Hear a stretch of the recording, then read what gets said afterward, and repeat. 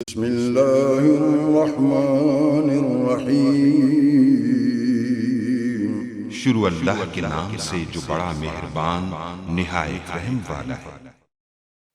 Guys इस story में मैं आपको बताऊंगा कि आप यानी कि ये नोट 3 की मेरे पास बैटरी है, तो ये कितने में आप परचेज़ कर सकते हैं। और यानी कि ये आप लोग सब कुछ देख सकते हैं, ओरिजिनल बैटरी है।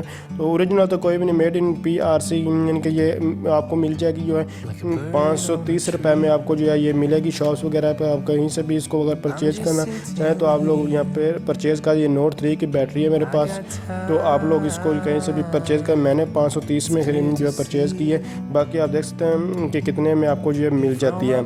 तो यही इस ट्यूटोरियल में बताना, बाकी इसकी कितनी टाइमिंग वगैरह ये सब कुछ जो है आपको, क्योंकि आप मोबाइल यूज़ कर रहे होंगे नोट 3 वगैरह, तो उससे आपको पता ही होगा। बाकी ये इस ट्यूटोरियल में सिर्फ यही बताने वाला था कि ये बैटरी कितने की आप लोग देख सकते हैं। ओरिजिनल ये लिखा हुआ है नीचे, ओरिजिनल नहीं होती, बस ये कॉपी ही होती है, लेकिन A+ कॉपी कह लें। इसके अलावा अच्छी थोड़ी A+ कॉपी BC इसी तरह होती।